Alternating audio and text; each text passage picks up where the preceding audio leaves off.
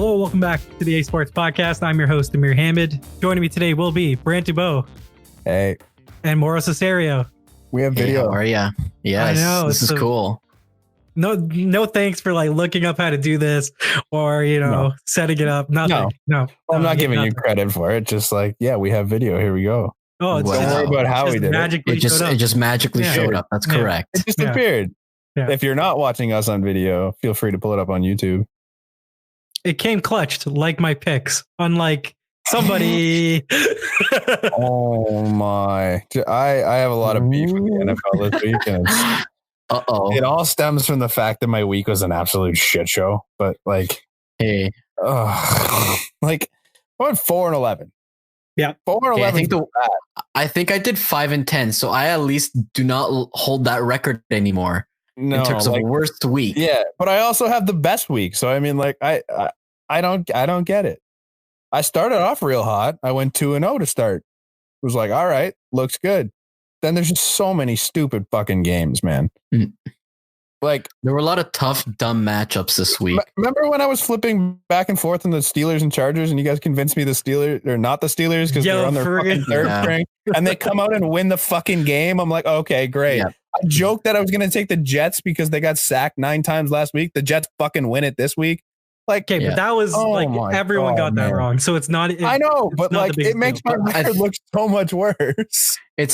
No, I also didn't like the Titans versus Broncos game because that one they didn't even put up a point. No, exactly, man. But I wasn't going to take. Okay, so let's look at your picks right now. Yeah, you took. You got the first 2 right. Pats, Panthers. I don't understand how you and Morrow picked the Dolphins. I think that's asinine.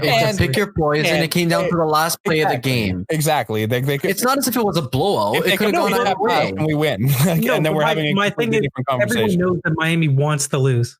Yeah, but they had Fitzmagic going. They benched Rosen. Yeah.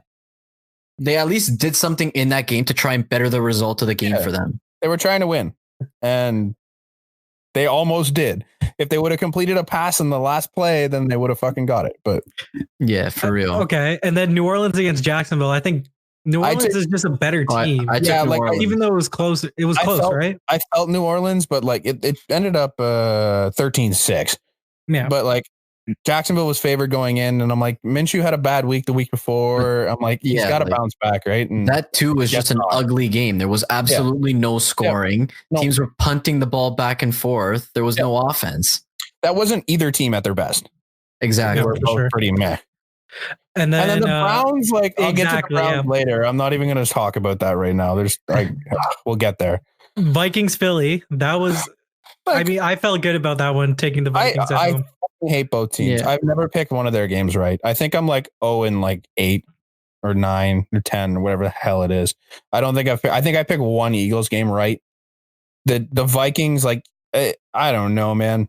I don't know. They're a hit and miss team because you either get the Vikings that are good offensively or the Vikings that are bad offensively. They're horrible because you know what you're getting on their defensive end, which is a solid game. It's just and then you got Stephon. Then you had Stephon Diggs absolutely break out for 3 touchdowns. After, requesting the trade, but also not. Yep. So, fuck are the Vikings? Who knows? They're a team that I would usually pick at home. You had Kansas City losing, which just like what? Yeah. But also they didn't look great. Matt Bryant screwed us with the Falcons, even though I felt like most of the game was controlled by the Cardinals. Yep. See, like I could be okay losing 5 games of ground on you if I didn't go 4-11. like if like I went undefeated. If you were perfect and I still lost 5, I'm like, you know what? I just lucked out, or you lucked out, and I got the 5 wrong.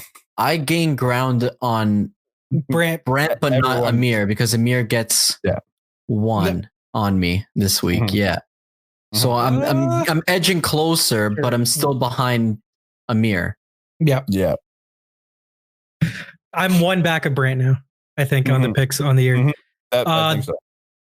What do you want to get to first? The Cleveland Browns or the refs? Or actually, what's in our order here? I mean, let's talk about the trade that just happened. All right. So one that's kind of been expected, but is that Marcus Peters got traded to Baltimore for a little less expected for Kenny Young? I think it was, wasn't it? Yeah, which linebacker didn't make a lot of sense when it got announced. So I think it was purely just like a cap dump in a way to just get rid of Marcus Peters' salary. And Marcus Peters has just been a player that's like, he's so hit and miss. You can absolutely pick on him, but he'll pick you off. Like that's just the type of player that he is. Like he got penalties galore in that game against the Buccaneers, and then the series after he goes for a pick six. Like it's complete epitome of like hit or miss. Yep, for sure. And also like look at the Rams cornerback depth after today or before the Jalen Ramsey trade, which we'll talk about in a minute. They lose Aqib Talib to IR, and then they trade Marcus Peters, but they had to have known the Marcus Peters trade was to clear up cap space. Yeah, obviously. But like that's looking at it before the Jalen Ramsey news bounced, I was kind of like, oh, are they blowing it up? That's what I mean. Like you lose Talib, and then you're like, fuck it, we don't need corners. Cheers. It's like, oh, okay. So you just don't want to win this year. I don't hate it. The team's like, meh, this year, especially with their offense clicking the way it is. Yeah. But makes a lot more sense now. No, for sure. So Jalen Ramsey was traded to the Los Angeles Rams for a 2020 first and a 2021 first round pick, and the Rams 2021 fourth round pick. It's a lot to give up. I think that it's honestly a win-win trade for both parties because Jalen Ramsey, he wanted out of Jacksonville, and he did it in a way where we were all like, man, what are you doing? Like, just like every excuse possible. He's sick. I'm hurt. Injury, my baby mama's giving birth to my second child. I want to be there. Like, it was just a shitty situation all around. And yet I think both parties ended up with a fair return. Jalen Ramsey is worth 2 first round picks. Would I give up 2 first round picks for someone? Yeah, I don't know. It's a lot. It's like what you said with Khalil Mack, however long they did that trade ago, right? Like, they gave up 2 firsts, but in the end, you're looking at probably the meanest and best defense in the league right now with the Bears. Yep. I guess it's different. It's different because of the position that he plays also. That's fair. Yeah. For like a corner, who knows? But like a pass rusher, you know that they impact every play. Like a corner, you can just avoid throwing at him, which you could say has the same amount of impact, but I don't know if it exactly does. Marcus Peters, the improvement on him with Jalen Ramsey, it's clear. Night and day. Yeah. Like losing Aqib Talib also, like, I don't know if Jalen Ramsey can make up for all of that. And also, the Rams defense just doesn't look as good as last year. Has Aqib Talib been that good, make up for the Rams offense? What? Has Aqib Talib been that good, though? I mean, he's still a starting corner in the NFL. Yeah, fair, but like, so are lots of guys. You can pick one up if you really want to. I mean, not with your draft picks anymore, obviously, but like, I think they're in a win now mode. And I think Jalen Ramsey helps you win now. So those 2 firsts aren't really a huge deal. But like, he's also 24, so he gives you a little bit of future, a lot of future in the NFL. But I mean, yeah, you lose 2, you get 1, but you could fill that other corner slot just because you've drastically improved the top end of your cornerback slot at this point. Yeah, with Jalen Ramsey, he's one of, if not the best corner in the game, for sure. So anytime you have that chance, you got to take it, especially now where they need to win games because this team could start doing this real quick. Yeah, but I don't know how much better that you can say the Rams are today than they were yesterday. Honestly, a little bit, which maybe it's just a change of face, man. Like maybe they just need a little shake up to be like, you know what? Something's not right here. We need to change it up, get a little different view in here and see what we get. They might not be done. They could keep cleaning house. It's not like they're sorry. No, I was going to say, like, I don't know how much it is their defense as opposed to their offense. Cause like their offense went stagnant last week. Yeah. Or on Sunday rather. Like they had the 1 touchdown at the beginning of the game where Robert Woods ran it in, and then they didn't have a score after that.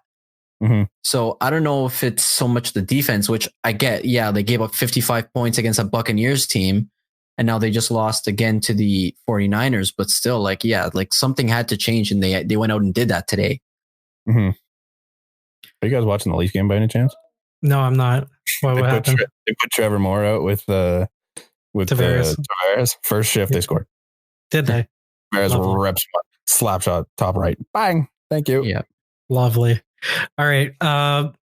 We have next up on the docket. Brant, tell us why football is stupid. Or is this just based off of your week? This is just the whole week. It's like, man, stupid sport. I hate it.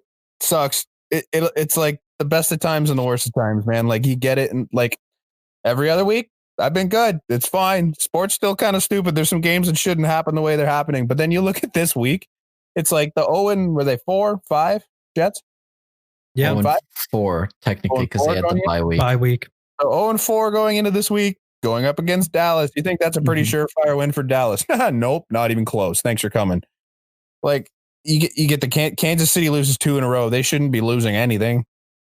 The Titans get shut out after scoring. Like they've had big scoring.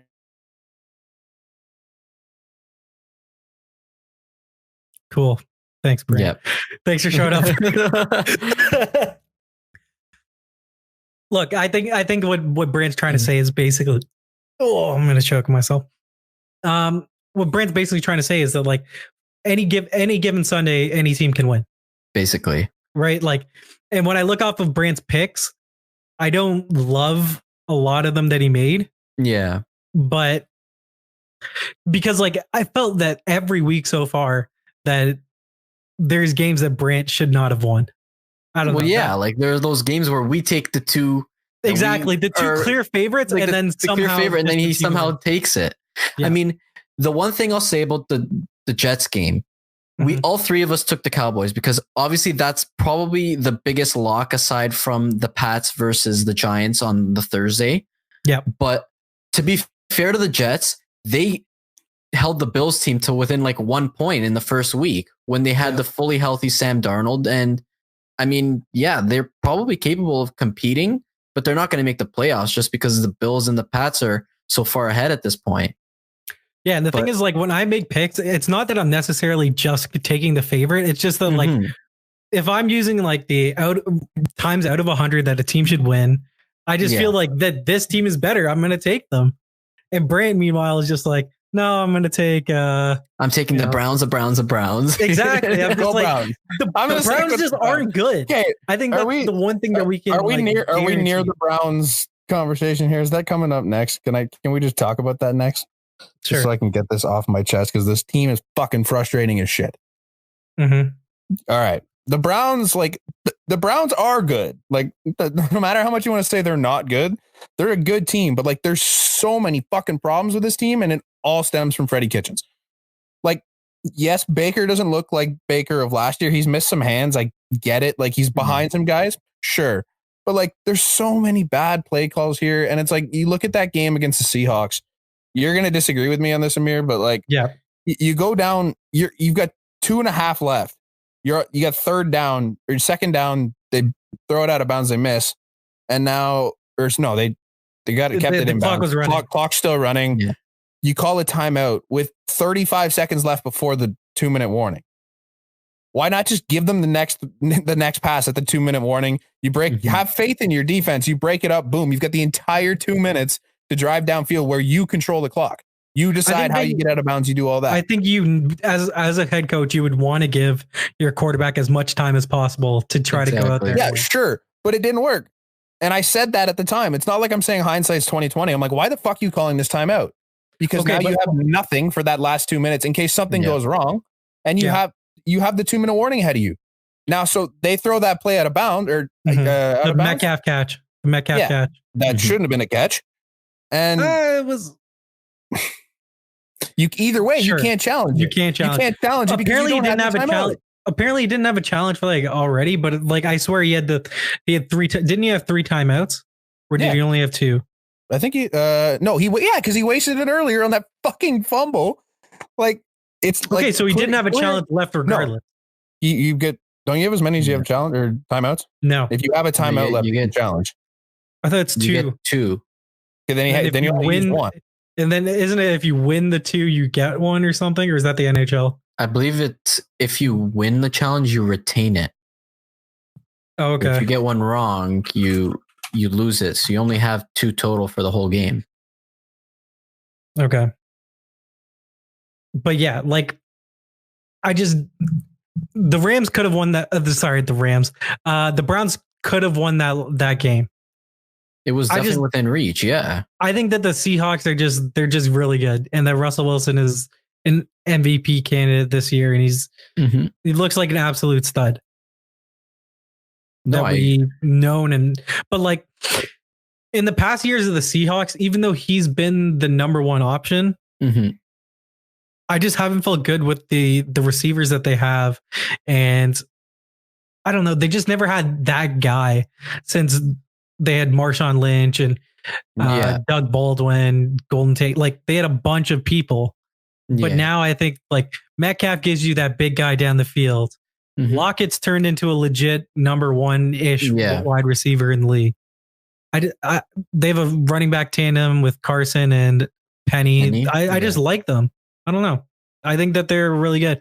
If you were to take, this week that we had said last week that Rams, 49ers, and Seahawks would sort itself out. I think the Rams are the last right now. The Rams are the third of those 3 teams, I feel. Yeah. Seattle or 49ers right now? It's still really close, but I think the Niners look better than like the Seahawks didn't look good against the Browns, man. Like right now I'm taking the 49ers based on record, but I mean, I want to see what happens when those 2 teams face each other. If Baker had 3 picks that bounced off of the hands of his receivers. If they make those catch, if it hits hard enough that it goes straight to the ground as opposed to punching straight up on 2 of them, then it's a completely different game, right? Like they score probably twice in those drives as opposed to none, and it's a Browns win. Like I don't know. I have less faith in the Seahawks after that game because like I think the Browns kind of shot themselves in the foot, and that's kind of the only reason they lost that game. I don't think the Seahawks beat them. I think the Browns beat themselves. I think that I like Seattle more just because of the quarterbacks. Yeah. Okay. I don't think Garoppolo. You don't trust Jimmy G? What does he have? 8 touchdowns and 7 interceptions or something? He's got a lot of picks. Yeah. Not great. Yeah. So did Eli Manning, and he's won 2 Super Bowls. Yeah, and Maura, did you feel comfortable at all having Eli Manning as your at the end of his times? Career? No, definitely. Exactly. Right now, got the job Jimmy Garoppolo's got 7 touchdowns and 5 interceptions through 4 games or 5 games because 5 games rather because they had the bye week. That's not horrible. So, yeah, like the thing is, I'd rather. It's tough because if you replace Phillip Rivers with Eli Manning, how many titles does Phillip Rivers win with the Giants? I don't know. Do they win the 2? I don't know, man. Eli had some Rivers can't even beat the goddamn Steelers on their 3rd string quarterback. I don't know. How many titles would Devin Hodges win if he was on the apparently, for real. He'd have at least 4 by now. Yeah. This is ridiculous. The Chargers are so frustrating too. Yeah. You go. They're bad.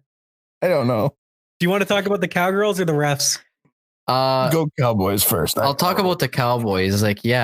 So they started off the season 3-0 with games against the Dolphins. The Dolphins, the Giants, and the Redskins. 3 gimme games. The Dolphins, the Giants with Eli Manning.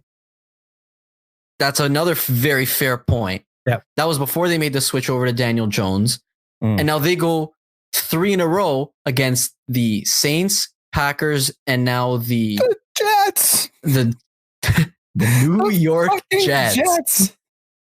The Jets, who I said had 0 chance of winning that game. And I was saying the quarterback coming off of the kissing disease. Exactly. That's right. I was telling this to Amir before when you were cutting out a bit, but the Jets put up a very good fight against a good Bills team. They within 1 point in week 1 when they had Darnold healthy and they had their full team. Right. So I mean, I don't think it's an awful team, Let's go. But it's still a team that the Cowboys should be beating, 3-1? Regardless 3-1. of whether or not they're at home or at the Meadowlands there. But I mean, still, like, it didn't look good. Like the offense, obviously they were missing Amari Cooper. He left early in the game, so everything was basically going to Gallup and Tavon Austin. Yeah, I didn't realize how good Amari Cooper's been this year. Amari Cooper's been fucking sick. He's been unreal. Numbers against the Jets receivers, that graphic. Yeah, that's what I was. I was just about to mention that. Like he was like night and day better in every category than the entire Jets receiving core. You know why he's good? Because he has an actual quarterback, unlike when he was with the Raiders. Hey, Derek Carr had a good year. He had one good year. He had an MVP caliber season, and then gone. Nothing. Really good college career. Put up a ton of yards at Fresno State. Yeah, he had like 8,000 yards in his career with Devontae Adams. Oh, really? Yeah, got the job done. Okay. Refs suck. Go. Oh my fucking god! Because I didn't like. Let me just preface it. I didn't watch the Sunday. You didn't watch it? Okay. I caught both the Sunday nighter and the Thursday nighter, so I want to talk Thursday. I missed the Sunday. Lead us off. So the Monday. Not only did I watch the game, I bet on this game, right? Like I didn't put I don't bet a ton of money because like I don't have a ton of money. But I put So I think it was a $5 bet on the Lions on the money line. Just easy, they win it, no problem. And they got up early and then shot themselves in the foot on the one drive on actual penalties. Like they had a fucking too many men on a field goal. Like, come on, stupid. But they didn't give themselves much chance to win. But they get down. And they're up. I don't even remember what the score was at this 22 point. to 20. No, but like earlier, like it starts before that. So there's a play where 3rd and 8, Aaron Rodgers gets sacked, and Trey Flowers gets called for illegal hands to the face. Yeah. I think it was both of them were Bakhtiari, right? Yeah, I was the left tackle. So Buddy's got his because Buddy's got snapping his head back. Yeah, it looks It looks maybe like he got him in the face. He's not even close. He's got a shoulder pad. He had him right at the shoulder pad, right at the. So that takes them from 4th and 8. That takes them from 4th and, or it would have been more than 8 because he got sacked. So let's say 4th and 10, 4th and 12 at like the 45, and it gives them a first down. So they go from that drive, they throw that sick ass pass to the end zone, boom, touchdown, gives them another 7 points. Later in the game, the Lions get the ball back, clear pass interference on that. I don't remember who the receiver was, but throws his arm across his chest. It's clear, like in full time.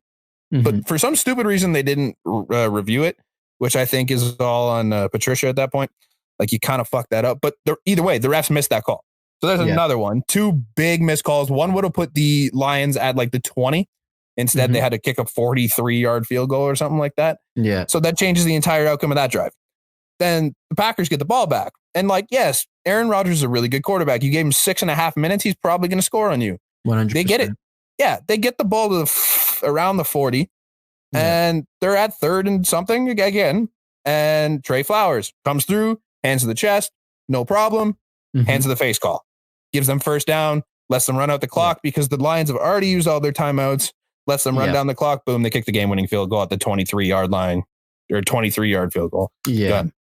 So you've now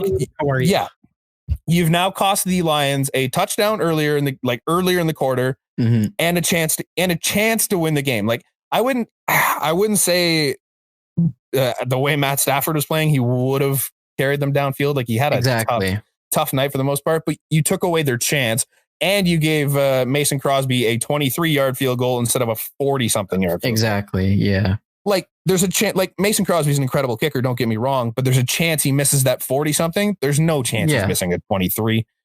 That's like hitting a free throw. If you're LeBron James, for fuck's sakes, basically it's ridiculous that this is still happening. Like the refs have been an issue all year long. There's like all of last year. It's like you're consistently getting these fucking stupid calls that are changing the outcomes of games. And it's ridiculous. Yeah. It's because you can't just use common sense. Like, why can't we just see why can't we have a ref that's literally on the sideline just watching the broadcast and be like, hey, you fucked that up. Call. Yeah. No, like I just wanted to bring up the point on Thursday night's game where it was Jonathan Jones on Golden Tate, and you can tell right away. He's early on him. Mm-hmm. The Giants go ahead. Pat Shurmur goes ahead and challenges the call. And all the guys in the broadcast are saying, yeah, this looks like a clear and obvious error. This should be, however many, I forget how many yards down the field it was. But I mean, they don't end up changing it. And it's gotten to the point now in the NFL where even though there is, a chance that it's a clear and obvious call, that they haven't changed any of the calls anyway. So what is the point now in challenging? Why are you giving the coach and the teams the ability to try and challenge this call if all of them are going to be upheld anyway? Yeah, because that's the ref. You've already seen the play. You kind of know what happened. You're not going to look back and be like, oh, shit, I did screw up. You're right. Unless it's blatantly obvious. Yeah. It's going to be like, well, no, it's close enough. It's fine. Don't worry about it. It's that I made the right call. Every time. Yeah. Yep. Agreed. It sucks. It's stupid. Like, I don't know. I just hate it. I hate that it cost the Lions a win, even though, like, I'm not even a Lions fan. I could care less if the Lions do. It cost me money, sure. But, like, if you are a Lions fan or if you're in that Lions organization, that's fucking shit. The fact that you had to deal with this and the fact that the refs are the reason you lost this game, they played well. Their defense was good. Their offense started good. So I missed the start of the game. I look at my phone and I see it's 13-0. I'm like, not even going to bother. I think the Lions just won. Who cares? And then all I see is like the Packers coming back with the Rodgers late touchdown. And then I see the last drive. I'm like, okay, cool. That's a win for me. I hate that it's the Packers too, because Packers fans are the worst when it comes to that. It was fine. It was fine. There's no miss. They didn't miss the call. I hate the Packers, but I hate their fans. Their fans are so fucking brutal. Yeah, they're all like, it's such a homer group. Even today, though, the VP of the NFL officiating, or rather the executive vice president of football ops, Troy Vincent, goes out today and says that, one of the 2 illegal hands to the face penalties called against defensive lineman Trey Flowers was incorrect. So, like, at what point? They said that there was one that they clearly supported, which I don't know. They didn't distinguish which one, but that we both saw the plays, and, I don't know how much one differed from the other, but I mean, both looked like he had him right at the top of the chest guard. So, I mean, but at what point, like, what is with the apology? Like, I'd rather just get the call right the first time in the game so it doesn't impact the result, right? Yeah, like so it's asinine. Instead of being 3-1-1, which is a decent record for the Lions, like you're sitting in a decent spot. Now they're 2-2-1, which is like, that's not pretty, man. Like you're still almost below 500. Like an above average. Yeah. And if you're 3-1-1, like you can give away some games, but not when the refs are giving it away for you. Now you're trying to catch a 5-1 Packers as opposed to a 4-2 Packers, right? Yep. Exactly. Yep. In division, brutal. In a division where everybody is 3-2 or above. It's a good division. Like it's exactly a tough division to win football games, and you just got torn away of this win that you should have had.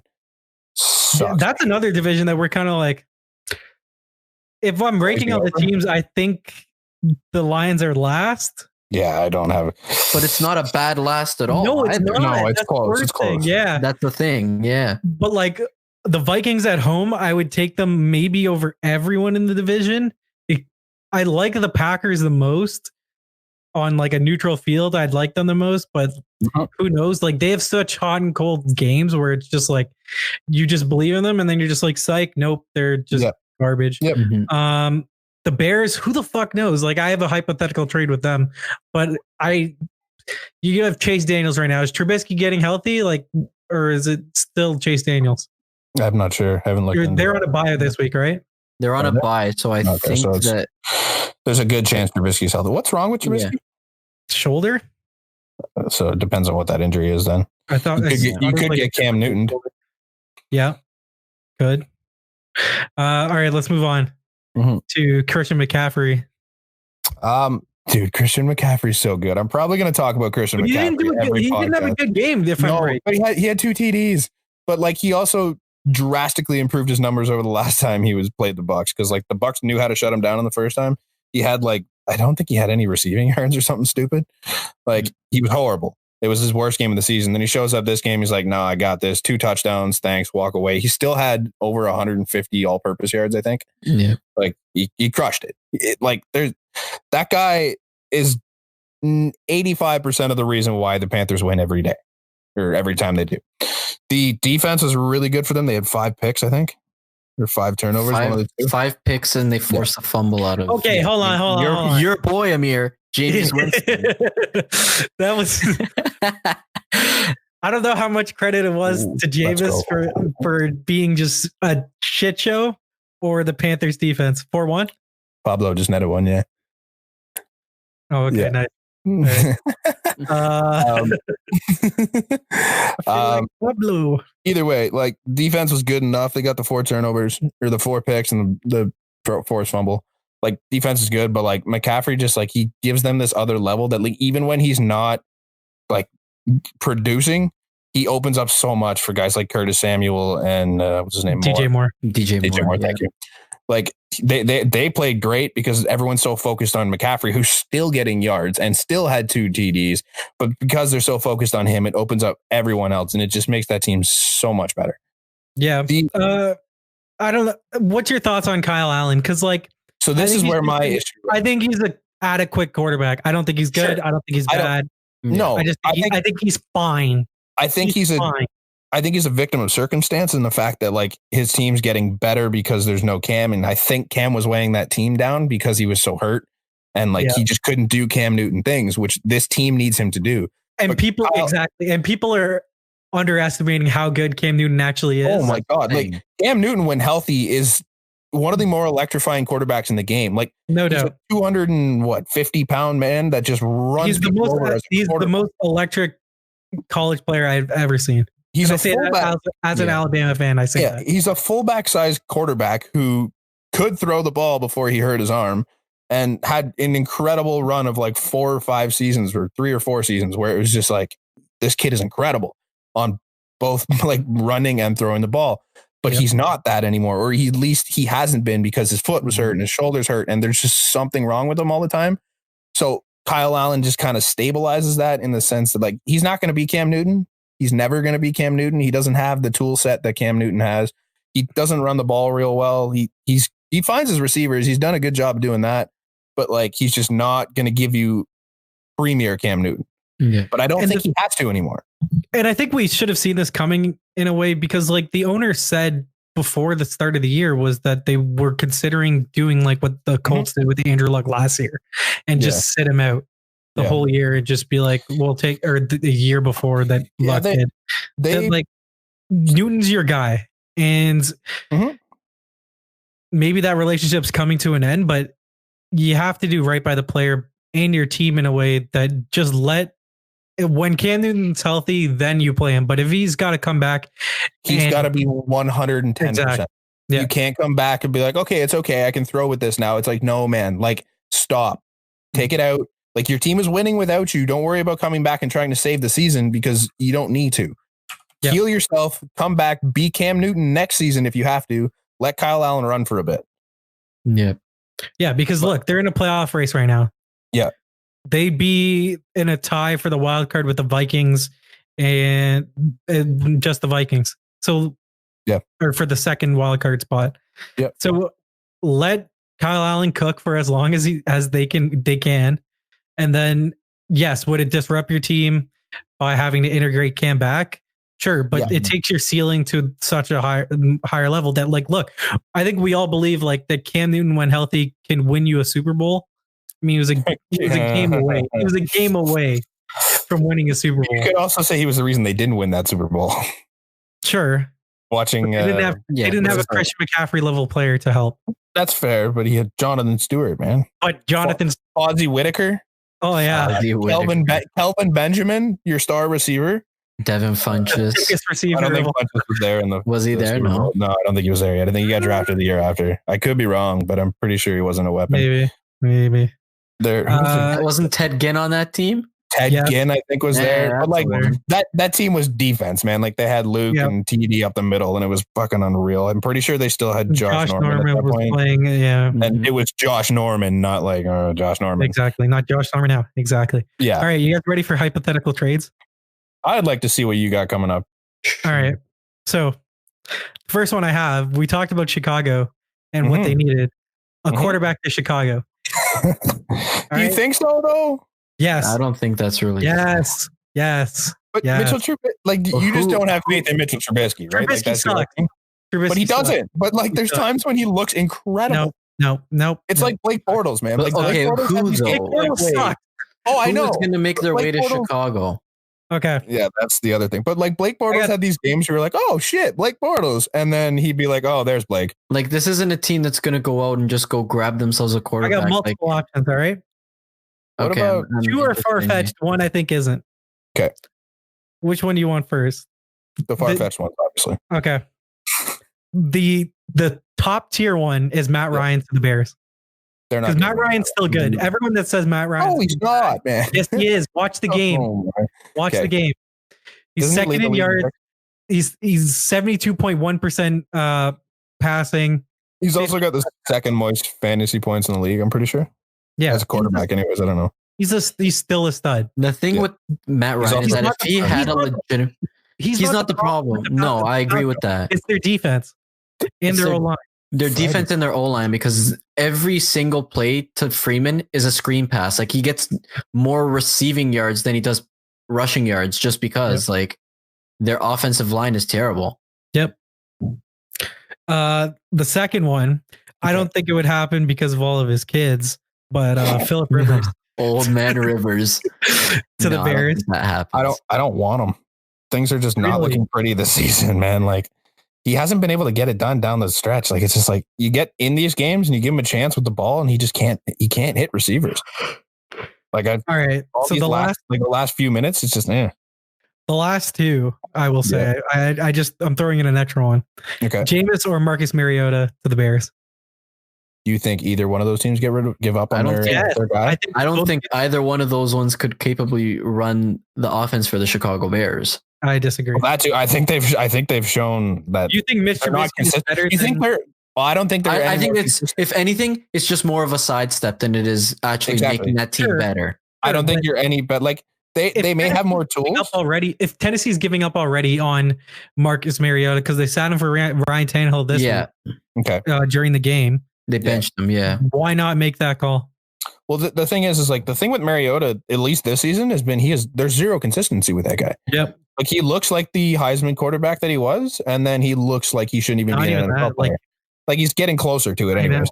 And then like he looks more like the guy you drafted sometimes, and then there's times where he looks like I'm out there throwing the ball. He had the one game for 3 touchdowns. He made AJ Brown look like a stud, and then there have just been games where he can't complete a pass. They're just feeding the ball to Derrick Henry every single down, and basically they can't get any sort of pass flow in that offense. So yeah, it's stagnant. I think that quarterbacks could be there to get, because why would I think James you're missing be harder. I think one you're missing. What's up? It's not like as obvious right now, but like Andy Drew Brees. No, Drew Brees comes back in what?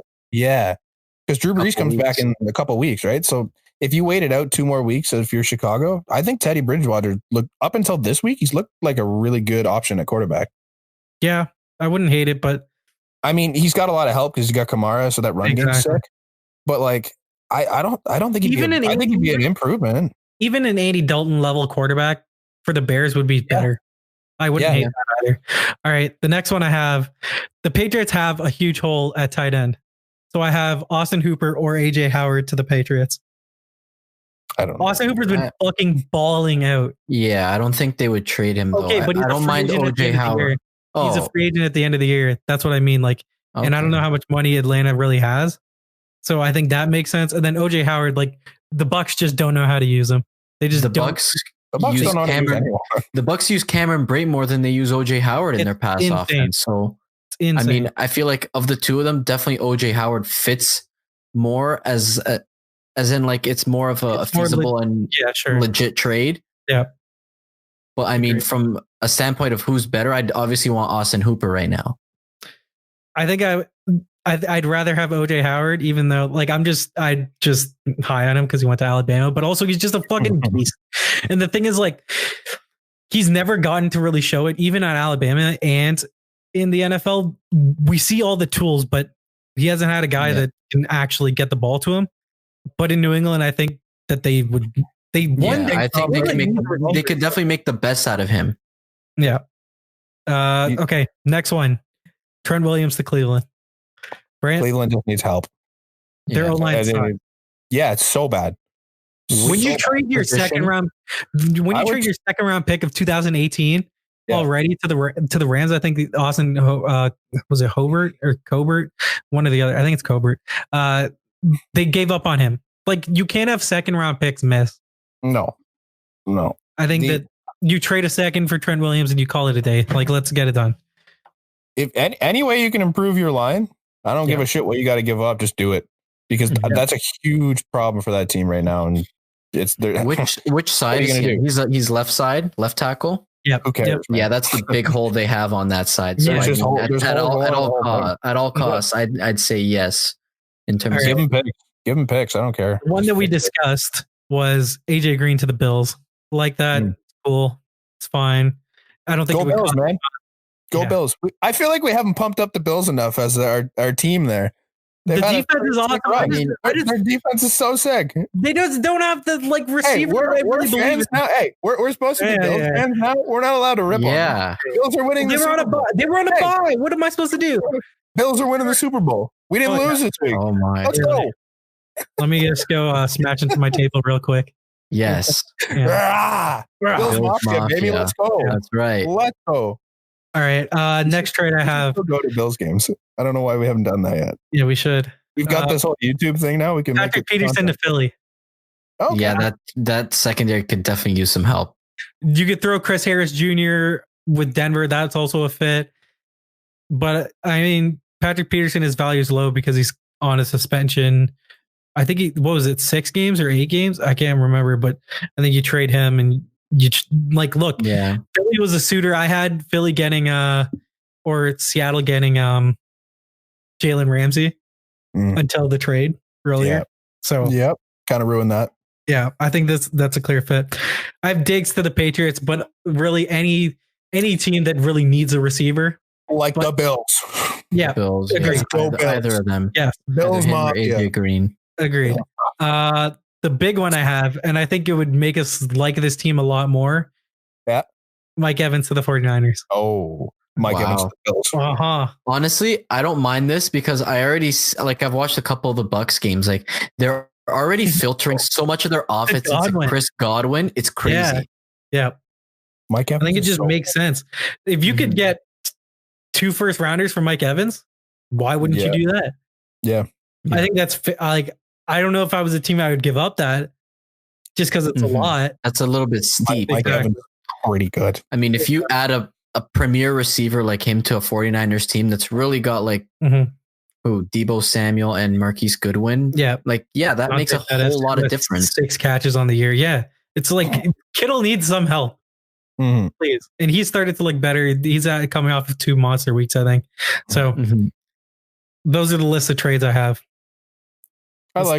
What's the next one? Oh, and just to the 49ers too. Yeah. Like, Kittle was going into this game on limited practice, and he was a proposed limited or supposed limited into Sunday's game, and he had over 100 yards, almost 10 receptions. So he's so crucial to that team's offense in terms of the passing game that you need to add a receiver. It doesn't have to be like a Mike Evans quality, but no, it can be an AJ Green. As long as if you're adding a number 1 option to Jimmy Garoppolo, who I've watched a couple 49ers games. They do a lot of running, like Tevin Coleman, and Breida. Yeah. I know in the past games, it's been the whole committee with Jeff Wilson and Mostert, but adding that kind of option would definitely make this a scary team. I don't know if you guys see this, but it's 7-0 Nats. Are you kidding me? No. Really? In the first inning.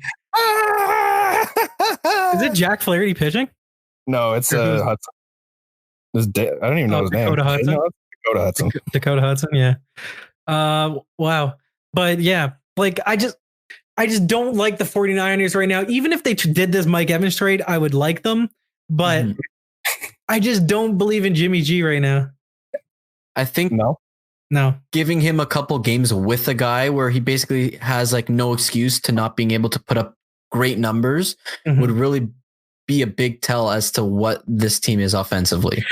Yeah, like in the same token, I can't really hate on him just because he hasn't had NFL level receivers. To be honest, like he's had below average receivers at every position except for tight end. Yep. So how much can you really judge the guy? And even at running back, like if I had told you that a tandem of Matt Breida and Tevin Coleman, like it's still not as good as having just like a stud running back. It's not like you can just draft them. Like you can't. And the team just doesn't even have that. So should we move on to the NHL? Yes. Into our that's the longest we've ever talked about football, I think. 45 minutes was pretty good. Was good. Pretty good. Okay, Rasmus Sandin was sent down to the Toronto Marlies. We hardly knew you. Thanks for coming. Yeah. And they brought up Kevin Gravel. Yeah. Was it? Yeah. Yeah. Woo. Look, I get it. I understand, but fuck, that sucks, man. Like, I understand you want to develop Sandin more, but like he's ready to be an NHLer. Like if you're worried about him not playing enough minutes, fucking play him more minutes. Yep. Like you're playing your first two pairings way too much. Give them less minutes. Take 2 out of 2 minutes off of both of them, and you've now got Sandin playing 16 minutes a night. That's fair. So you got 20, 20, and 16 or 18 or whatever it's gonna fucking work. 21, whatever the numbers are. I don't want to do the math. But like give him 16 to 18. Don't give him fucking 12 minutes a night. That's stupid. Like, give him the minutes. Let him develop here. He's going to develop here as much as he's going to develop down there. Like, okay. Go ahead. Go. I'm going to like you're worried about like him getting hurt and he's this and that. Dude, he's an NHL player. He's not the only 19-year-old in the league. He's not the only one that's played for your team. Like, give him a chance, man. I don't like it. Like, I get it if you're trying to do the whole save him so you have him in the last 3 years as opposed to that's what I was going to say. Like, they still have 3 games now. Like, where once he hits his 10, that's where it kicks in. But like, he's so played that's 6 where the games. Contract kicks in. He every single rookie plays 9 games, then gets sent down. Why is he going down after 6? Get those 3 extra games out of him and get him that confidence. Like, at least if they bring him up for the playoffs, and how many games does he have to play? He has 6. It doesn't matter. He can come plays for 6 regardless, or 6 regular games. He doesn't matter because like even what's his name? Cale Makar made his debut last year in the playoffs, right? Like, but I think he only has 2 more years left on his ELC. Who? Makar? Cale Makar, yeah. Those games don't count towards your. Those games don't count. He's a rookie right now. It's only 10 regular season games. No, but not towards his ELC. Yeah, cap. Is it? I'm pretty sure they don't count towards it, but I could be wrong. I'm checking right now. But I get that move, and it's just you're in win now mode because you're gonna lose. Like Chris Johnson made a good point. It counts. Cale Makar only has 2 years left. Yep. Okay, so I get it. Like you're gonna lose 2 of maybe 3 of CC, Barry, Muzzin. Yeah. Which like, okay, sure, you're gonna lose them next year, but like you're in win mode. Like his point, sorry, my brain's going everywhere. You're like his thought process behind was that you're going to lose them, so you might as well have Sandin for as long as you can. My thought process is you're going to lose them, so this is the best you're going to be, is with them right now. So why not put the best team you can on the ice? Am I wrong? And I think Sandin is the best option. He's your 5th best option. Yes. No, he's not going to be a top. He might be 4th. CC does. I think that they flip back and forth. But like I think I don't know, man. I think the team is just better with him on the ice, and not having him out there is just hurting you. I don't know. I get it. That sucks. It's annoying. It's annoying because it makes sense, but also like, why? Like, I get why you do it, but like, why? He hasn't looked bad. No, he's looked good. Yeah. He had a bad game against the Red Wings and it sent him down, essentially. Trial by fire. Like, what are we doing here? Yeah, all right. So the Oilers are now no longer undefeated. They're. Have you seen their schedule? No, I have not. It's a fucking joke. Like, Like, have you seen who they've already played at all? I've watched. They played New Jersey. They've played. I got it right here. The Rangers, New York, Kings, Islanders, Canucks. How many of those teams you're like, oh wow, they played such and such? I think really only the Rangers game. And the Rangers are like, oh okay. So the rest of it, they have Philly. Okay, Philly could be good. Yeah, sure. Detroit, Winnipeg without defense, Minnesota, who's sitting tied for last in the league, and Washington. Okay. Florida, who's had a shit start, Detroit, who's shit, and then Columbus, who's shit. Oh, Penguins, who's shit. The Penguins, and then if you want to go into the next month, the Penguins, who are having a lot of problems, Arizona, who you never know, and then St. Louis, and then like Jersey, who hasn't been good. Jersey, who hasn't been good. Anaheim, who's not supposed to be good. San Jose, who had a tough start, but they should be good by then. But like then they get into a little more trouble. But this first month is a cakewalk. It should be, and that's what's going to be a big tell, right? Like they have absolutely no excuse to suck. Like the Oilers should be right atop the Pacific Division by the end of this month. Yeah, like it makes sense that they started 5-0. For sure. Makes sense because that schedule sucks. But like I feel like people are like, oh wow, we were wrong about the Oilers. No, we're not. We're not wrong until the middle of November, end of November, when you see what the record is. Right now, like, sure, okay, they went 5-0. Great. They didn't look that great against the Blackhawks. McDavid didn't score, so they lost. Like, when your three big guys don't put up points, you're not going to win the game. What a guess how many minutes Draisaitl played against Chicago? 23. 22. 26 and 59 seconds. What is he, a defenseman in the playoffs? Jesus. That's tough. He plays penalty kill. He plays power play. He plays a lot of even strength. McDavid played 26-21. Is Draisaitl the best player on the Oilers? Is this what we're I don't know if you could say he's the best, but I think like he's almost as valuable as McDavid at this point. Like in terms of, he does things that McDavid doesn't in terms of he plays the penalty kill. Yeah. McDavid by far in terms of goal scoring. I think he does sometimes. McDavid does sometimes. Scoring. I think he's basically a last 30 seconds, try and catch them at the end. Yeah. Kind of deal. Get the shorty if you can, and if not, play it up to whoever's coming out. Who are the teams that you're concerned with right now that are good? If for who? Just in general? Yeah, because look, the Lightning right now are second last in the Atlantic. In the Atlantic, yeah, they're having Buffalo's off to a good start, which is kind of fucking weird. Yeah, like I wouldn't have said that. Who's who I'm really afraid of? Who? The Avalanche. Yep. They're gross. They're good. They're buzzing.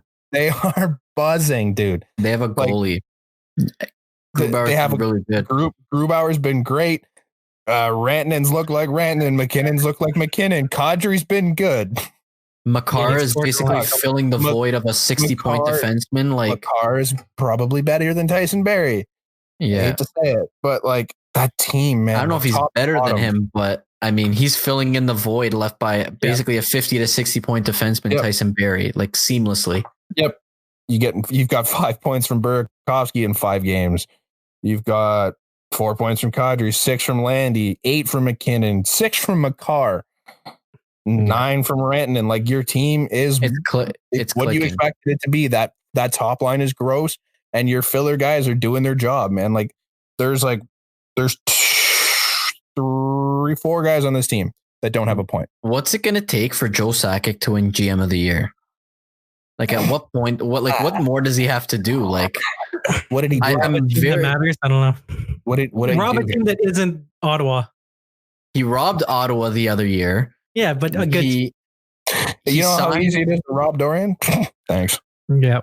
I mean, I know it's early, but I mean, he's making the best out of this Leafs trade. Yeah, but like realistically, he brought in Kadri, and like, do you think that's the Cali Rosen is a top 2 player? Not even on their roster. Oh, is he not? No, but in terms of the void you would have thought have been there if Makar wasn't what he is right now. Like that, but probably would have looked really bad on his part. On the flip side, would you not rather have Barrie and Makar? Yeah, but I don't think that they can afford it. With 1 year left, the problem is they would have lost him at the end of the year. Not that couldn't afford him now. Like no, exactly. Yeah, that's what I mean. I think Kadri's on his contract is a better asset than Barry on his next. Barry is on his next. Yeah. Yeah. That just makes sense to me. Is there anything else for the NHL that we want to talk about? Anything Leafs oriented that we're worried about? Hischier got hurt. That kind of sucks for the Devils who've already been trash. I mean, they've not been. What are the Devils? Like, are they good? This was a team I was pretty high on going into. Yeah, they made a nice couple of additions. They had first overall pick. Like they had things going for them. I thought they make a run in the playoffs, man. Like they take the flyer on Wayne Simmons. You make the PK trade. I think that look, they just haven't gotten good goaltending so far. Yeah, that sucks. I mean, your goalie tandem sucks. It's not like you have one that's not performing. Like Corey Snyder's garbage. And Blackwood's done a really bad job of filling in. It's like, do you make a move to try and address that now before it gets too late? Or it's an available goaltender that can start? I don't know offhand. Look at the lowest amount of goals that they've allowed in all of their games has been 3. Yeah, I don't know what the situation in LA is or what the no trade thing looks like, but why not Jonathan Quick? Yeah. Because they got Jack Crawford and he looks great. Jack Campbell? Jack Campbell, thank you. Sorry, my bad. It's Corey's little brother. Jack Crawford. Even Chicago, man. Like Corey Crawford, Robin Leonard. Like you could take one of them. Yeah. If you give them the right deal. There's definitely options available for them. Like there's names out there, man. Like even like I was gonna say Garrett Sparks, but like make it relax. It'd be the Louis Domingue. Jake Allen's still a thing? Do you hate Jake Allen? I don't want that contract. I wouldn't. Okay. I don't want his contract. UC Saros? The Nashville's not giving him up. Then Pecorine? Nashville's not giving him up. They're going to hold both? I don't think they're in the right deal. Give them. Why would they trade them? Just with Pecorine's with Pecorine's injury history, they're best off keeping Saros in the event that something happens. The one thing I heard on the Steve Dangle podcast I thought was an interesting one was Thatcher Demko out of Vancouver because potentially, because Markstrom's not so good to an extension though, right? But you can get him signed. He's an RFA, right? He's young, or is he? So maybe not. Yeah, I guess he's not because he was around 29. Yeah, I mean, if you get Markstrom signed, you have no need for Thatcher Demko. I don't know. He's still not ready to be a number 1 goaltender. Thatcher Demko? Yeah. So the thing they suggested was Taylor Hall on the other end, because Taylor Hall's a UFA, and like if you're committing to being like, you know what, this isn't the team. Okay, but what's the trade then? Sorry. Hall for Demko plus. It'd be plus. You think? Yeah. He's a rental. It doesn't matter. For a future stud goaltender. I throw conditions on it. That's like if he resigns. Obviously, I think you get conditions after that, but like I don't think it's much plus, especially if he doesn't resign. And I don't know. Quinn Hughes and Demko. And a second that becomes a first. Just Quinn. Yeah, sure. Quinn. I think that's fair. Get both Hughes. But this is also a team that has this is a team that has Michael DiPietro. Yeah, that's what I mean, man. Like, so they've got an abundance of goalies that their goaltending depth is so deep. Like, I wouldn't hate it.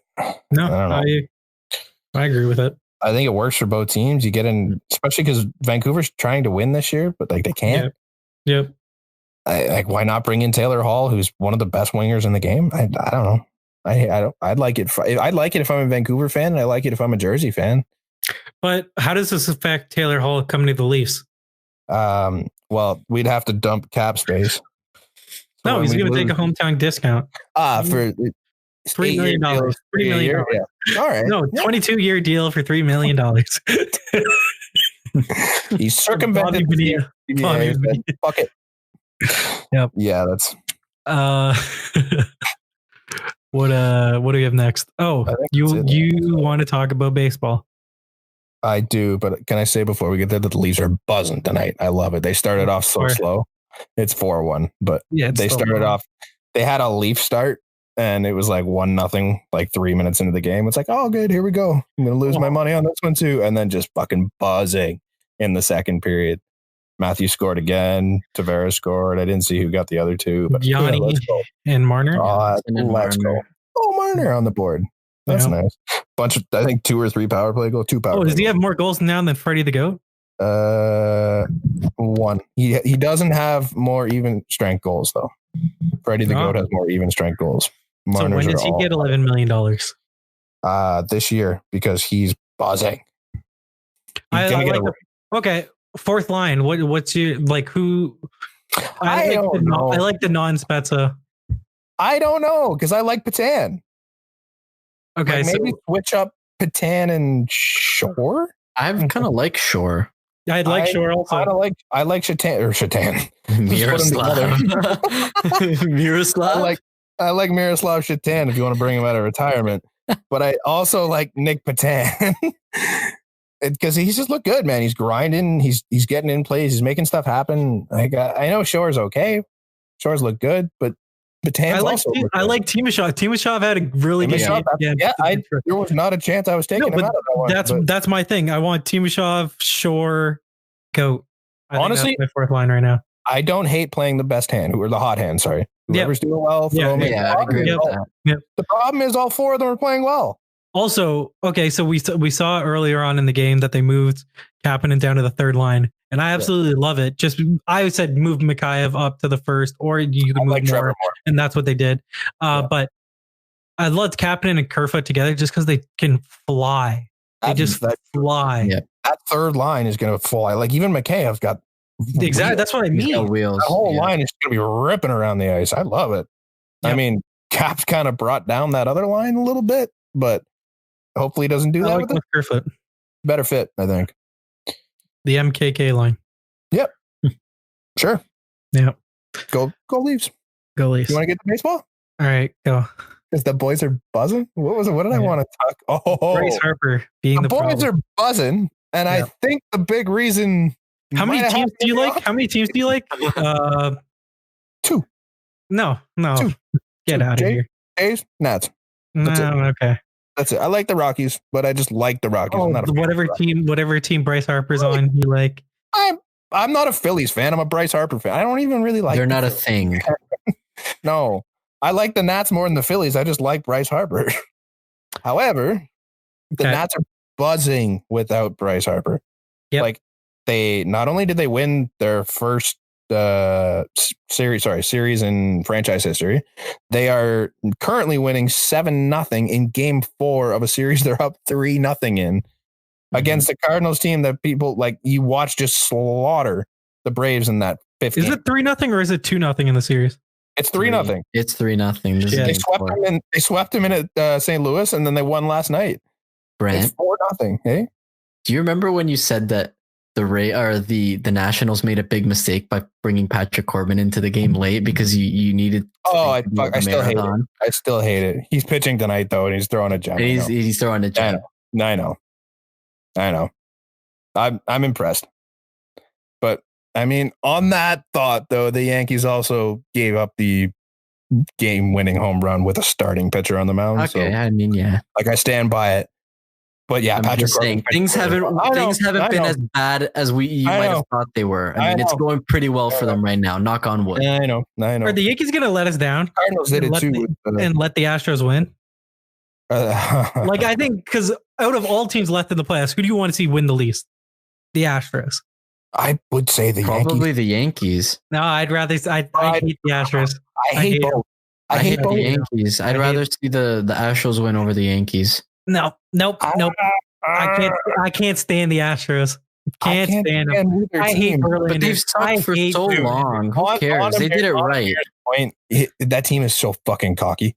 That's my thing. Like every single one of them, except maybe Michael Brantley. He's a nice guy. Yeah. But like the rest of that team is just like, oh my God, man. Like Correa hits that home run. Sick as celebration. Correa's the most overrated player in baseball. That's a take.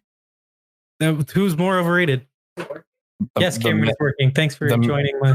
The man sitting at the bottom of our screen right now could have a shot at that one.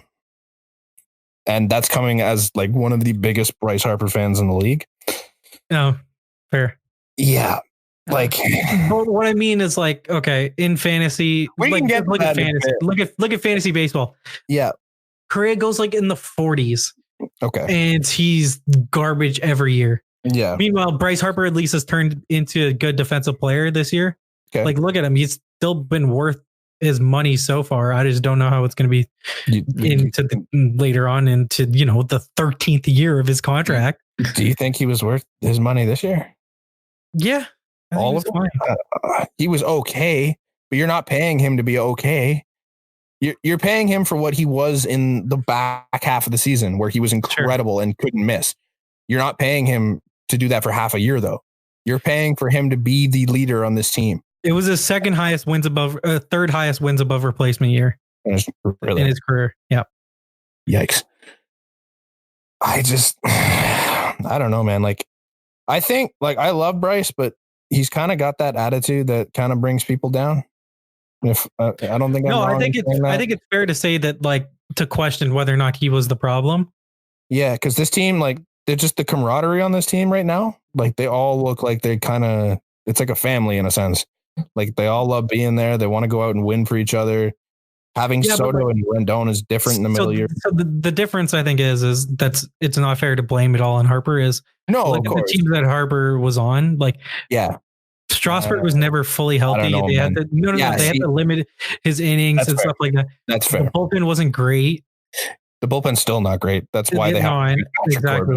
Like, Daniel Hudson's their closer. Like, come on. To be fair to Bryce, this team, this is the best that rotation's ever pitched. Also, Rendon wasn't this when Harper was there. He was last year. Rendon was good, he wasn't an MVP. Yes, but that's 1 year. Mm-hmm. And he was almost. Soto wasn't this. Like, Soto wasn't this good. He was quietly really good though. Like Rendon, like he. Yeah, so no, I understand. Rendon's been one of the most underrated players in the league. Yeah, agreed. Yeah. No, Soto wasn't this. I get that, but Soto was 19 last year. Yeah, but I don't know. Was Bryce?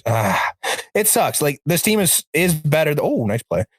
This team is better than it was last year, obviously. Yeah. And I think Anibal Sanchez nearly throwing a no-hitter kind of helps that. Yeah, like, you just have these guys. You have guys that are just being guys. You know what I mean? Like you don't even need Patrick Corbin at this point. Like, he's starting. You just paid over $100 million too. Yeah, and it's like, okay, yeah, so he loses tonight, whatever. We have Max Scherzer. No, Anibal Sanchez going again tomorrow after nearly no hitting you in his last start. Oh, sorry, we lost again. Oh, Max Scherzer, 2-time Cy Young winner. How are ya? Like, thanks for coming every year. It's like, okay, great. He lost. Okay, we still have Steven Strasburg, who dominated you last start. It's like, this team is ridiculous, man.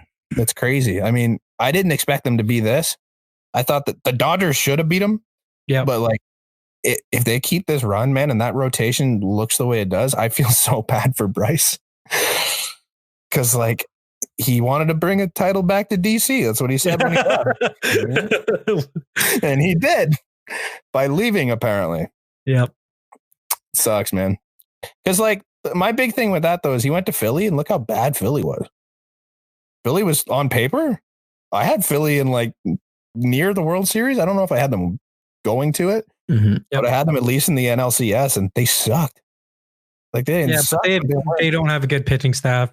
No, it was McCutcheon got hurt also. Hoskins wasn't good. No, Hoskins took a step back. I think that there's, like, reasonable things to say why they weren't good. Segura wasn't great either, was he? Still had, like, a pretty good WAR. Okay. I didn't really see. I hadn't heard much of them. They were just. Jake Arrieta sucks now. He sucked for a while. He's garbage. Yeah, garbage. That's kind of where you're relying. Nola had a bad year for Nola standards, anyways. Well, he had a bad start to the year, and then came back. Now he came back. Yeah. But you can't have that. No, from your ace, from your Cy Young candidate. But he can't be the only one. No, God, no. I mean, they're poised to do damage next year. I just think it's going to look really bad. I still just don't like the rotation. I still don't like. There's arms to bring in, right? Like, sure. You can't. You can make a run at Garrett Cole. You can make a run at Madison Bumgarner. There's a couple other names on the market that I'm blanking. I think Ryu's a free agent. Yeah. a good year. So, yeah. Make a run. Like you could bring in a guy. If you don't, then your GM sucks. You're in the same spot that you were last year. Yeah. But it'll suck if Bryce watches this happen and if they win, knock on wood, and then Bryce has to sit there and watch this and then never wins one because Philly just can't figure it out. That sucks so much, man. Because that kid was one of the most promising prospects in baseball ever. I'll give you 330 million different reasons why we shouldn't feel bad for Bryce Harper. Yeah, that's fair. You're right. But do you feel bad for Clayton Kershaw? I do. You're right. I do. Yeah. But I think that's two different things. Bryce stayed where he was his entire career. I mean, Kershaw character standpoint too. Like, yeah, Kershaw what has Kershaw ever done wrong? Than Bryce Harper is. What has Kershaw done wrong? He pitched in the playoffs. As a person, nothing. What has he done wrong in the field? Ooh, I can show you a couple rounds worth. Yeah. The nearly 5 ERA. Not pretty. Yep. Not great. Not ideal. Not ideal. No. Yeah. All right, let's move on to the other series with the New York Yankees. That series is tied 1-1 after the Correa walk-off homer against the It's 2-1. 2-1. 2-1, yeah, because they won today. Yeah. Are the Yankees just shitting the bed now? Because I think you might have been too ahead of yourself with the Aaron Boone love. I don't think so because I guess you didn't catch today's game. It was kind of on. No, it was one earlier. But, Garrett Cole had a garbage start. Like it was by his standards. Yeah. He went 7 with no runs, which it looks really good. But the bases were loaded in the first. There were guys on in the third, the fifth, and it's he didn't look great. And Severino just let up a couple early, and that was it. Boone went to the bullpen at the right time. This is the reason I love Aaron Boone. A, because he's such a player's manager and he's just so fun to watch. But B, the James Paxton start on, was that yesterday? No, 2 days ago? Whenever James Paxton started, it might have been game 2. It was game 2. He struggled hard. He did not look good out the gate. And you could tell early on that he didn't have his stuff. Aaron Boone's the only manager in the playoffs that I've seen so far that pulled him in the third. He's like, yeah, no, this isn't working. It was nothing. The game was nowhere near over. It's nothing. And you're like, yeah, this is not working. Thanks. I have 6 guys in my bullpen I can use. Let's go. Pulled him out. I love that. I get having faith in your starters, but I love that he's got the trigger to do that. Oh, but he put his starter in the 11th or in the 10th inning. Which was dumb, which sucked. But he also did run out of arms because he did do that. And then they ended up going to extras. You had no choice but to throw J-Hap, which really sucked because I hate when they have to do it. But at that point, you were really hoping to get to the 12th and 13th with J-Hap on the mound. Didn't work that way. Sucks. Took a loss. But I think Aaron Boone's done what he could for this team. They're playing a really good Astros team, man. You had back-to-back Verlander, Cole. Yep. I mean, I feel like this was a winnable game for them, though. Just like you said before, in terms of Garrett Cole's standards, this was the first time he did not pitch a game where he hit 10 strikeouts August 1st. Yeah. So he's gone that consecutive amount of games. Yeah. So he only hit 7 today. Yeah. I mean, standards, he gave up 4 hits. He didn't get any runs against him, but I mean, still, he gave up between the 4 hits, 5 balls, 5 walks. Mm-hmm. I mean, there were guys on base, and like you said before, I was catching a bit of the first. Pardon? Do you have the box score in front of you? Yeah, I have it here. He went 7 innings. Does it say how many of the Yankees left on base?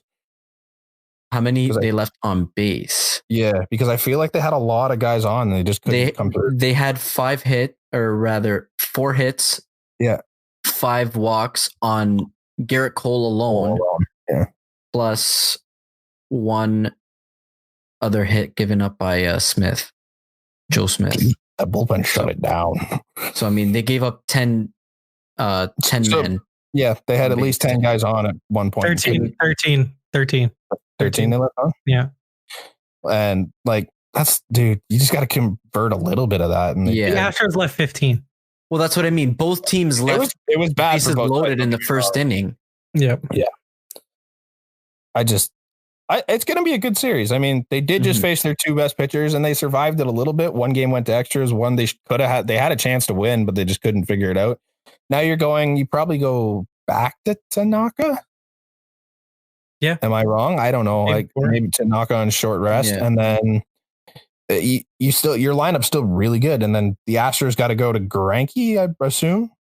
Because I don't know if they have another game one guys. Yeah, they left Wade Miley off the roster, so I don't know who your other starter is. And so now you go to Greinke, who's been to say the least, all playoffs. So I mean, you're still kind of in the driver's seat if you're the Yankees. Maybe not in the driver's seat, but like you still have a chance. I would say. I don't know. All right, Morrow. So what I was talking to Brant about this, but. Would you rather the playoff baseball be best of 5? Because my thing is, man, this playoffs just really has me down, and I'm just like, it's too much baseball. If it was best of 5, the stakes would be so much higher. I love this, but like when the Yankees won the first 2 games, like when the Yankees won their first 2 games of the series in Houston, I was just like, man, you know what would be fun if the next game was an elimination game. They didn't win the 2 games in the series. They lost the second one. No, in Houston. Yeah. They won the first 2 games in Houston. They won game 1 and then they lost. They lost the game. Sorry. My bad. Yeah. But if they had won on the flip side, though, I think that it should be that detrimental. You know what I mean? 7 games lets you know who the better team is. In my eyes. So what is 5? What's the difference with 5? It's easy to go on a 3-game run. It's not that hard. See, 4 in a row is a lot harder than 3 in a row. Yeah. And it's just like World Series best of 7. If you think that 7 games, why are we going from 1 to 5 to 7 to 1 to 7? If you think that 7's too long, it's because you don't like sitting there and watching baseball. It's not even that. It's just that it is, man. Because like it's 7 games in every other sport, and this isn't an argument. Okay, but okay. Then why the hell is it 1-5-7-7? The wild card game, it should be 1-7-7-7. I don't understand why the first one's 5. Exactly. I don't like that. But I don't hate the wild card game. That's an exciting game, right? But like you're not going to go 1 game for the whole thing. And it's 7-1. You wouldn't. I just don't agree with switching it to 5 all the way around. I think 7 gives you the best option to see who the best team is. I don't like that they do 5 in the first. I think it's kind of weird. Plus, especially since they play every day or like 2-1-2. Like I don't love that either. But like that gives you action constantly. Like there's times in the first round where there's 4 games a day. Yeah, it's like there's constantly something going on, and like you fly through it. Like the Nationals are about 2 hours away from being in the World Series, and the thing started like not even 2 weeks ago. I think we've got like 2 baseball podcasts in the time that this thing started. Like it's a quick thing. Even at 7 games, these series are quick. Like they fly because you play so often. So I don't understand why having 5. I don't love back-to-backs though. That's just. But you do it all year long. Yeah, like it's not like hockey where you have like 1 or 2 a month. Fair. You play 5 or 6 days in a row during the playoffs. This is the most rest these guys ever get because you play 2 and then you're off 1 and then you play 2 more and you're off again. How many times in the season can you say you have 2 off days in 1 week? Yeah. Rarely ever. Well, that's the thing. Like when did baseball playoffs start? Like beginning of this month? It was October 1st because it wasn't in September. It started in when October started. So like let's say give it 2 weeks and we're basically both teams, whatever, by the end of the week and early next week, we'll have who's in this, the World Series. Like we start NHL playoffs 2nd, 3rd week of April, and it goes all the way until June. Yeah. It lasts forever. Exactly. But nobody complains about it because it's fun. Like hockey's a fun sport. Don't get me wrong. Hockey's a hell of a lot more fun than baseball. But like, I like watching baseball. I like sitting here for 7 games watching this and watching what these pitchers can do and watching these guys try and hit a 98-mile-an-hour fastball. Like it's the hardest sport to play. Do not try and argue that. Maybe when like the invention of red zone, I think it changed sports in a way. just because it made us want to watch action even all the time. I think that's the thing with football is like, if you're watching it on Red Zone, it's like constant. But if you just sit there and watch a football game, it's like, okay, next. It's not as bad as baseball. Well, but it's still, but that's the thing with baseball and football. Baseball and football have like so much downtime in between action that it's like, like I want to flip the channel. Yeah. Because like between the timeouts, the pitcher with, the visit to the mound and all that kind of stuff. Patience. You have to have patience for both. And then with me, like soccer's, there's just too much of a lull in between also, even though there's action going on and it's you can constant action for 45 minutes. It's just a lull of like just nothing happening. You're lucky if you get 3 goals in one half, where it's like you're basically waiting for one breakthrough in an entire 45-minute period. Like, I think that's where I think like basketball is the perfect blend. Yeah. Of action and like stuff is happening. People are scoring. Always, hockey's the same thing too, right? Kind of the same idea. And even the breaks in between the quarters. And like, like it's a lot better.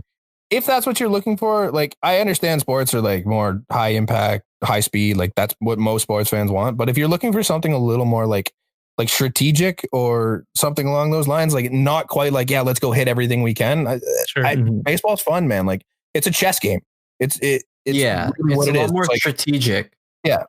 And I don't know, man. Like analytics based. Baseball is so much more analytics based compared to every other sport. Like, look at the shit. Here's my problem with this year's playoffs. Okay. Who on teams are actually fun to watch? In the NL, no one. Legitimately, no one. Rendon's not fun to watch. Not the point. Marketable, like people that you're just like, the entire Dodgers roster in the first round. No, I mean now, like this series. The series. Okay, now, but like so far, it's been like the Dodgers roster's fun as shit.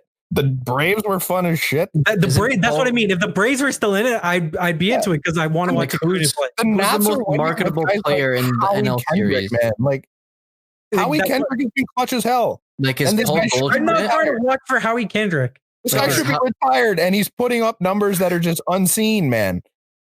Like, come on, you can't tell me that's not fun. Who's the most electric person in the NL series? Max Scherzer, maybe. Yeah, probably. Who's the most electric Soto outfield player? As in, like, not pitcher. Soto's hilarious. You see him. Who's the most electric field player? Oh, sorry, no, wrong. Gerardo Parra. Gerardo, Baby Shark. Yeah, it's Gerardo. Exactly. No, it's Gerardo Parra. It's Gerardo Parra. No, it's Gerardo. But it's Gerardo. Gerardo. Okay. Guerrero Parra. Guerrero Parr. That Parra guy. Yeah. He plays ball well. He's not even that good. Are we done with baseball?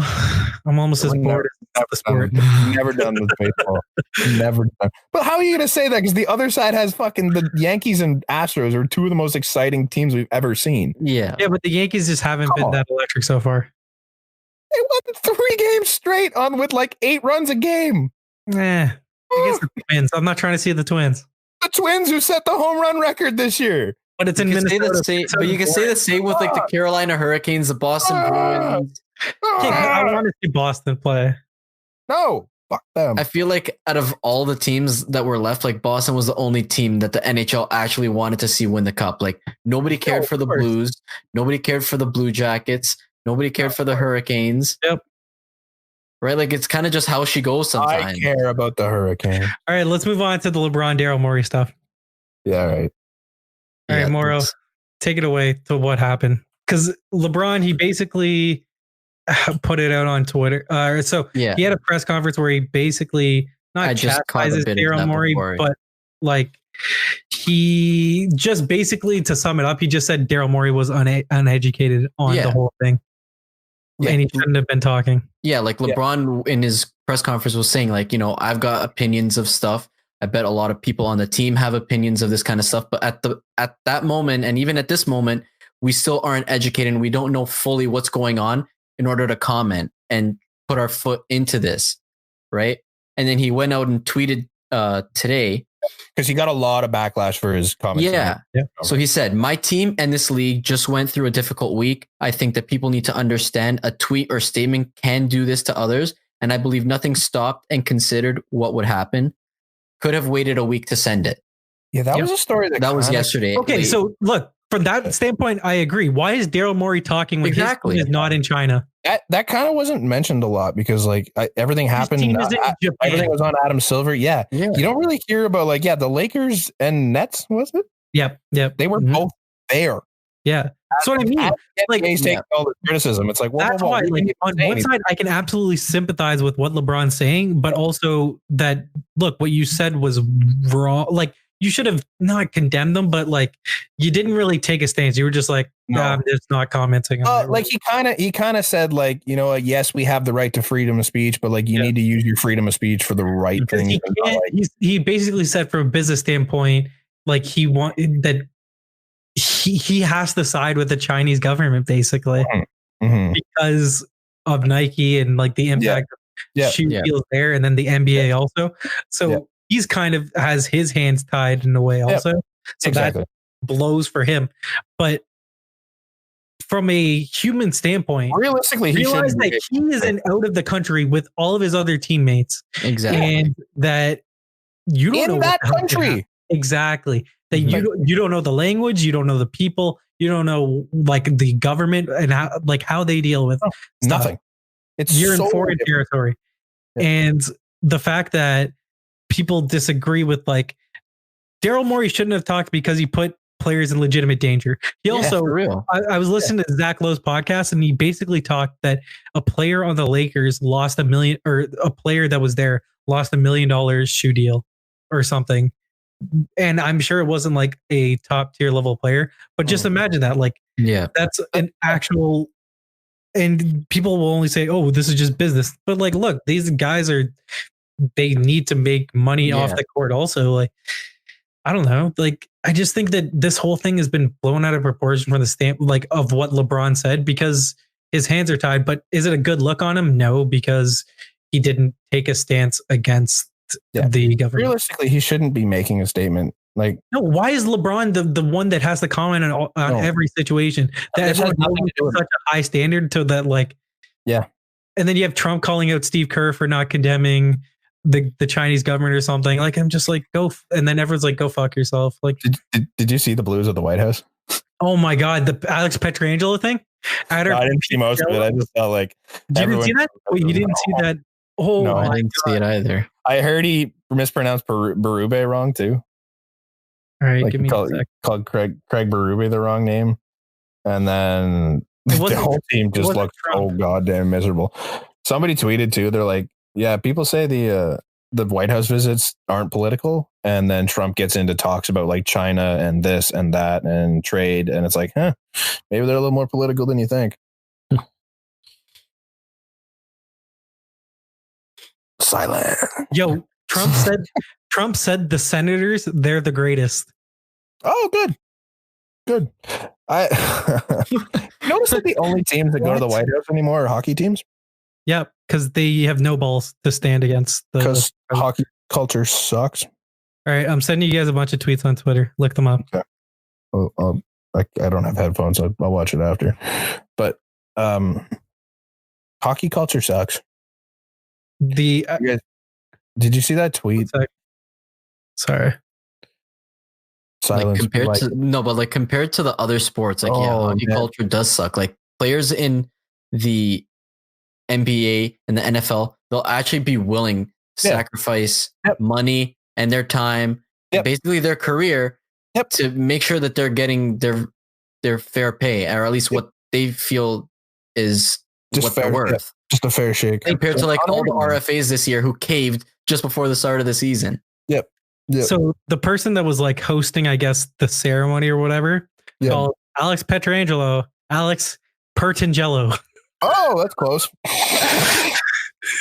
Wow. Pertangelo. That's kind of cold. You guys saw that. I'm assuming you both seen the tweet that it's a coach in Canada somewhere, I think, but like he's I think he's Muslim. Oh, yeah. He's bullied around from all I could remember. I'm gonna look it up. You can talk about it a little bit if you want, but like basically, let me look it up so I don't. I can find it. I can find it. I have it on my Twitter. I don't want to misspeak on it because it was I got it right here. Okay. All right. So it's this guy on Twitter, Talha. So should I just read it? Yeah, honestly, yeah, because I think I don't really know what this is. So this is perfect. So basically, he's Chase, Riley's dad. Yeah, he's a coach in like minor hockey, and one of his kids' dads texts him this. Hi, I just wanted to express how I feel about you as my son's hockey coach. I'm not racist or anything, but something great to start with. Eh? Exactly. You know the statement that's going to go well when you start with I'm not racist. It's like but anything but something racist. Stop. Yeah. Yeah. Or anything, but I don't feel comfortable with you teaching him and the influence you will have on him. It's hockey, right? It makes more sense if it's not some Muslim guy teaching it. If it was cricket or something, that would be different, but it's not. Whoa. Wow. Do you want me to keep going? If it was cricket or something, that it would be much different, but it's not. I don't want to make this into an issue and really hope you would consider resigning and not coaching hockey. It goes against tradition, and I'm sure there are others who feel the same way. I really don't want to pull my son for the team either, but you would you have to think about that if you're the coach?